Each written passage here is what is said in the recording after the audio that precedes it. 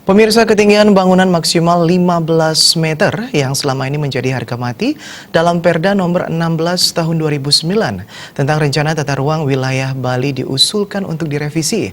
Berdasarkan hasil roadshow Pansus Revisi Perda RT/RW DPRD Bali, masalah ketinggian bangunan ini paling banyak menjadi usulan masyarakat untuk diberikan toleransi.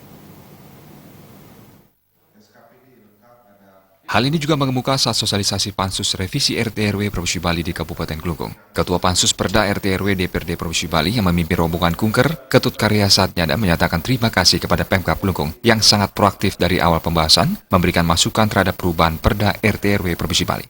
Menurut Karya Satnyada, Perda ini diubah karena regulasi yang telah mengalami perubahan. Di samping itu, pembangunan berlangsung sangat dinamis. Ketimpangan masih terjadi antara Bali Selatan, Bali Utara, Bali Timur, dan Bali Barat. Penyempurnaan RT/RW tersebut tentu akan mengurangi ketimpangan tersebut karena potensi-potensi di masing-masing kabupaten maupun kota tidak kalah dengan potensi yang dimiliki Bali Selatan.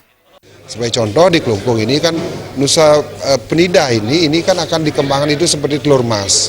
Nah, tentu ini adalah fasilitas-fasilitas ataupun tata ruangnya itu harus diatur. Biar jangan seperti kasus di Kute, di Canggu dan sebagainya.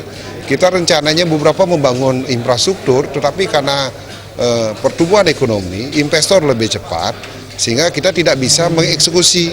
Nah, sehingga kalau hal-hal sekarang potensi yang ada di Klungkung ini lebih awal nanti diatur oleh RT/RW dan ditindaklanjuti dengan tata ruang kabupaten dan nanti lebih lanjut dengan arahan sonasi. Nah, saya kira nanti akan kita bisa menata sehingga akan terjadi pembangunan betul-betul berkesinambungan. Karya Satnyada sebagai politisi PD Perjuangan asal Kabupaten Buleleng mengatakan, Pansus RT/RW akan menerima masukan semua komponen, termasuk isu strategis, misalnya ketinggian bangunan sempadan pantai dan kesucian pura yang akan menjadi perdebatan dalam penetapan RT/RW. Karena bagaimanapun kita pada prinsipnya RT/RW ini tentu ingin mensejahterakan, terutama daerah-daerah yang selama ini dianggap mengalami ketertinggalan. Nah, tentu seperti contoh, di Klungkung ini kita sudah buka kawasan strategis pariwisata itu di kawasan Tegal Besar dan Gua Lawah.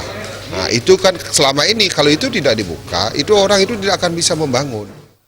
Bupati Klungkung Nyoman Suwirta berterima kasih pada Pansus Perubahan RT/RW. Belum selesainya perubahan RT/RW membuat pihak yang merasa terbelenggu. Padahal, kajian akademik Perda RT/RW telah selesai, namun belum dapat diajukan. Di satu sisi, perkembangan dan pertumbuhan pariwisata dan teknologi serta pola hidup manusia perlu diikuti perubahan regulasi. Jangan sampai tidak bergerak alias terbelenggu aturan yang dibuat sendiri. Untuk itu, Bupati Suwirta menyatakan beberapa usulan yang disampaikan pihaknya berdasarkan fakta yang dibutuhkan, semisal pelabuhan segitiga emas dan telah mendapat respon.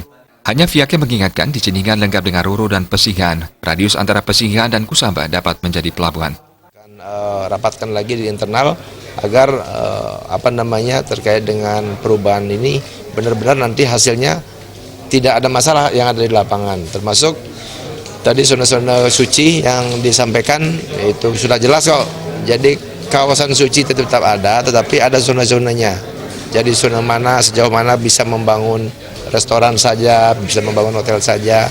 Dan yang paling kami syukuri adalah kawasan Tegal Besar Gua Lawah itu sudah masuk ke dalam sesuai dengan usulan kita.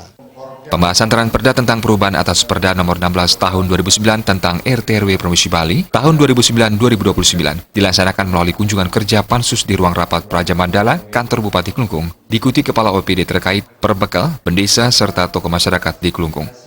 Sufiatna dan Rahwir